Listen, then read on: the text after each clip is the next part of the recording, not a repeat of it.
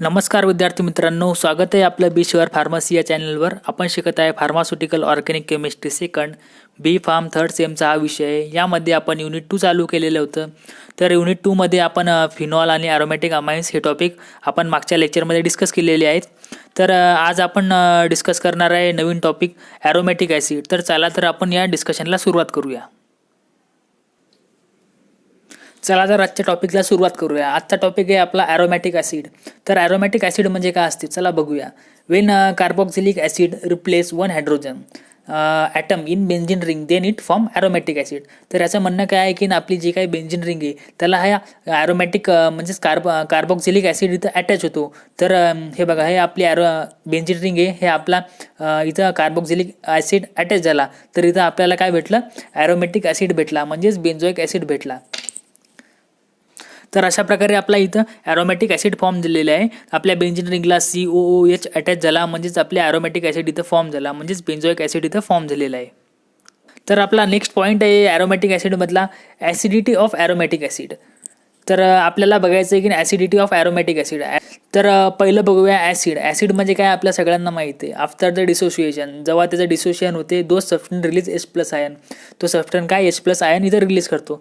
तर आपल्या इथं बेन्झोइक ॲसिडचं आपण डिसोसिएशन केलं तर इथं बघा, हे आपलं बेन्झोइक ॲसिड आहे, म्हणजेच आपला ॲरोमॅटिक ॲसिड आहे, याचं जर डिसोसिएशन केलं तर हे बघा इथं बेन्झोइक आयन इथं भेटतो आपल्याला. हा बघा, आणि इथं H+ इथून निघून जातो. तर हा आपला C, इथं O इथं निगेटिव्ह लागून जातो आणि इथं O. तर अशा प्रकारे इथं बेन्झोइक आयन इथं भेटतो आपला, जर आपण बेन्झोइक ॲसिडचं इथं डिसोसिएशन केलं. तर याच्यामध्ये काय म्हणते, acidity is depend on resonance. जे काही आपल्या बेन्झिन रिंगमध्ये रेझोनन्स होत असते तर त्याची ॲसिडिटी कशावर डिपेंड असते, त्याच्या रेझोनन्सवर डिपेंड असते. In benzene ring has more resonance. Benzene रिंगमध्ये जास्त रेझोनन्स असते, म्हणून ते मोर स्टेबल असते आणि त्याच्यामुळे ते मोर ॲसिडिकसुद्धा असते. तर इथं काय सांगितलेले, stability is directly proportion to acidity. म्हणजे स्टॅबिलिटी वाढली तर ॲसिडिटीसुद्धा वाढणार, आणि स्टॅबिलिटी कमी झाली तर ॲसिडिटीसुद्धा इथं कमी होऊन जाणार. ॲसिडिटी, स्टॅबिलिटी हे सगळं कशावर डिपेंड असते, आपल्या रेझोनन्सवर डिपेंड असते. तर नेक्स्ट बघूया. तर बघा, in aromatic acid after dissociation, जर ॲरोमॅटिक ॲसिडचं इथं डिसोसिएशन झालं तर आपल्याला माहिती आहे की इथं H+ आयन इथून निघून जातो अँड इट बिकम ॲसिडिक. तर ते ॲसिडिक होऊन जातो. तर बघा, बेन्झोइक आयन हॅव निगेटिव्ह चार्ज. तर इथं बघा, हे आपल्या बेन्झोइक आयनला इथं काय असतो, इथं निगेटिव्ह चार्ज आलेला असतो, कारण की इथं बेन्झोइक आयन याचं बेन्झोइक ॲसिडचं इथे डिसोसिएशन होऊन जाते आणि इथं निगेटिव्ह चार्ज येऊन जातो. तर ते निगेटिव्ह चार्ज आल्यामुळे काय होते, benzoic ion have negative charge and it want to be become stable, आणि ते स्टेबल होऊन जाते. But this negative charge does not delocalize. ते निगेटिव्ह चार्ज असल्यामुळे ते डिलोकलाइज होत नाही बेन्झिन रिंगमध्ये, बिकॉज कारण की तिथं O निगेटिव्ह अटॅच असते कार्बनला, म्हणून ते तिथं डिलोकलाइज होत नाही. इथं बघा, हे इथं स्ट्रक्चर दाखवलेलं आहे.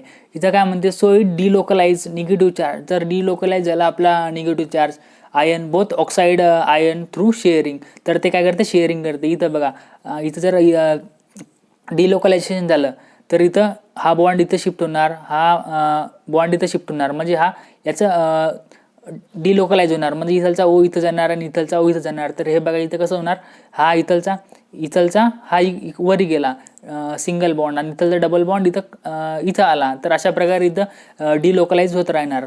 So benzene ion become stable. त्याच्यामुळे बेन्झिन आयन स्टेबल होऊन जाते and benzoic acid is also release H+ ion. त्याच्यामुळे हा H+ आयन इथं रिलीज होऊन जातो. So it proof that aromatic acid are acidic in nature. त्याच्यामुळे प्रूफ होऊन जाते की ॲरोमॅटिक ॲसिड काय, हे ॲसिडिक नेचर आहे, आणि it is also stubble after dissociation. त्याचं डिसोसिएशन झाल्यावर सुद्धा स्टेबल असतो. So it is strong acidic in nature. त्याच्यामुळे तो स्ट्रॉंग ॲसिडिक नेचर असं म्हटलं जाते ॲरोमॅटिक ॲसिडला. तर अशा प्रकारे आपण ॲसिडिटी ऑफ ॲरोमॅटिक ॲसिड बघितलेले. तर आपण नेक्स्ट बघूया इफेक्ट ऑफ सबस्टिट्युअंट ऑन ॲसिडिटी. तर आपला नेक्स्ट पॉईंट आहे इफेक्ट ऑफ सबस्टिट्युअंट ऑन ॲसिडिटी. तर याचा काय इफेक्ट पडतो ॲसिडिटीवर. तर बघा, सबस्टिट्युअंट केल्यावर, म्हणजे सबस्टिट्युअंटमध्ये आपल्याला माहिती आहे की hydrogen replace by any other group. हायड्रोजनला कोणत्याही ग्रुपने रिप्लेस करायला लागते आपल्या बेन्झिन रिंगमध्ये. तर इथं बघा, तर इथं 2 टाईपचे नेचरमध्ये ते इथं इफेक्ट पडतो. तर पहिलं बघा, आय पॉझिटिव्ह म्हणजे इलेक्ट्रॉन डोनेटिंग ग्रुप, आणि आय निगेटिव्ह म्हणजे इलेक्ट्रॉन विड्रॉइंग ग्रुप. तर आपण बघूया इलेक्ट्रॉन डोनेटिंग ग्रुपमध्ये. तर इलेक्ट्रॉन डोनेटिंग ग्रुप काय म्हणते, electron donating group it attach in benzoic acid जर आपला इलेक्ट्रॉन डोनेटिंग ग्रुप आपल्या बेन्झोइक ॲसिडला अटॅच झाला, it increase electron density increase करते अँड मोर इलेक्ट्रॉन डेन्सिटी. जर इलेक्ट्रॉन डेन्सिटी जास्त असेल तर कंपाऊंड इज मोर अनस्टेबल, तर त्याच्यामुळे कंपाऊंड आपला अनस्टेबल होऊन जाईल. तर इथं बघा हे ॲसिडिटी डिक्रीज झाली तर स्टॅबिलिटीसुद्धा डिक्रीज होऊन जाणार आणि इलेक्ट्रॉन डेन्सिटी इथं वाढणार. तर एक्झाम्पलमध्ये CS3, C2H5 ETC हे याचे एक्झाम्पल आहेत. तर आपला दुसरा आहे इलेक्ट्रॉन विड्रॉईंग ग्रुप. तर इलेक्ट्रॉन विड्रॉईंग ग्रुपमध्ये काय म्हणते, electron withdrawing group is attach in benzoic acid. जर आपल्या बेन्झोइक ॲसिडला इलेक्ट्रॉन विड्रॉईंग ग्रुप अटॅच झाला तर ते काय करते, डिक्रीज इलेक्ट्रॉन डेन्सिटी डिक्रीज करते अँड लेस इलेक्ट्रॉन डेन्सिटी. जर कमी इलेक्ट्रॉन डेन्सिटी असेल तर द कंपाऊंड आर स्टेबल, त्याच्यामुळे कंपाऊंड आपला स्टेबल होऊन जातो. तर इथं बघा ॲसिडिटी इन्क्रीज झाली तर स्टॅबिलिटी इन्क्रीज होणार, डेन्सिटी डिक्रीज होणार. तर अशा प्रकारे हे याचे काही एक्झाम्पल आहेत, आयोडीन, ब्रोमिन, क्लोरीन, ETC. तर अशा प्रकारे आपण इफेक्ट ऑफ सबस्टिट्यूएंट ऑन ॲसिडिटी हे बघितलेलं आहे. तर आपला नेक्स्ट पॉईंट आहे इम्पॉर्टंट रिॲक्शन ऑफ बेन्झोइक ॲसिड. तर काही इम्पॉर्टंट रिॲक्शन आहेत बेन्झोइक ॲसिडच्या, तर चला तर ते आपण बघूया.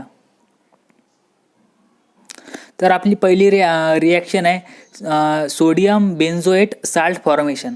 तर सोडियम बेन्झोएट साल्ट फॉर्मेशनमध्ये बघा, when benzoic acid react with NaOH it forms salt.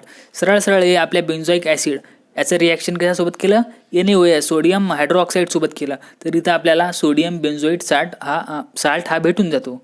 तर आपली नेक्स्ट रिॲक्शन आहे इस्टर फॉर्मेशन. इस्टरचं फॉर्मेशन करायचं. It react with alcohol in presence of concentrated sulphuric acid it form ester. तर हे बघा याचं आपलं बेन्झोइक ॲसिडचं रिॲक्शन कशासोबत करायची, अल्कोहोलसोबत करायची आणि इथं आपल्याला इस्टर असा हा इथं फॉर्म होऊन जातो. तर आपली तिसरी रिॲक्शन आहे आता फॉर्मेशन ऑफ असाइल हॅलाइड. तर फॉर्मेशन ऑफ असाइल हॅलाइडमध्ये बघा, benzoic acid react with phosphorus pentachloride it form benzyl halides. हे बघा हे बेन्झोइक ॲसिड फॉस्फरस पेंटाक्लोराइडसोबत जर आपण त्याचं रिॲक्शन केलं, इट फॉर्म बेन्झाईल हॅलाइड. इथं बेन्झाईल हॅलाइड फॉर्म होतो आणि फॉस्फोराईल क्लोराइड इथं आणि HCl इथं निघून जातो. तर आपली चौथी रिॲक्शन आहे reduction of benzyl alcohol. Reduction to benzyl alcohol. Benzoic acid react with lithium aluminium hydride. जर बेन्झोइक ॲसिडचा आपण लिथियम ॲल्युमिनियम हायड्राईडसोबत रिॲक्शन केली, इट अंडरगोज रिडक्शन, त्याचं रिडक्शन केलं तर आपल्याला इथे काय भेटतो, बेन्झाईल अल्कोहोल भेटतो आणि H2O इथून निघून जातो. तर आपली नेक्स्ट रिॲक्शन आहे बघा डिकार्बोक्झिलेशन. तर डिकार्बोक्झिलेशनमध्ये when benzoic acid react with calcium oxide in presence of NaOH then after decarboxylation it gives benzene and release CaCO3. तर इथं बघा इथं बेन्झोइक ॲसिडचं रिॲक्शन केलं इन प्रेझेन्स ऑफ ॲसिडचं रिॲक्शन केलं सोबत कॅल्शियम ऑक्साईडसोबत इन प्रेझेन्स ऑफ NaOH, तर इथं आपल्याला बेन्झिन रिंग भेटून गेली आणि CaO3 हा निघून गेला. तर अशा प्रकारे आपण इम्पॉर्टंट रिॲक्शन ऑफ बेन्झोइक ॲसिड हे सुद्धा बघितलेले आहे आणि इफेक्ट ऑफ सबस्टिट्यूएंट ऑन ॲसिडिटी आणि ॲरोमॅटिक ॲसिड आणि ॲसिडिटी ऑफ ॲरोमॅटिक ॲसिड हे सगळं आपण या लेक्चरमध्ये डिस्कस केलेलं आहे. इथं आपला युनिट 2 हा पूर्णपणे कंप्लीट झालेला आहे. तर आपण नेक्स्ट लेक्चरमध्ये स्टार्ट करूया युनिट 3. तर चला तर आपण भेटूया नेक्स्ट लेक्चरमध्ये.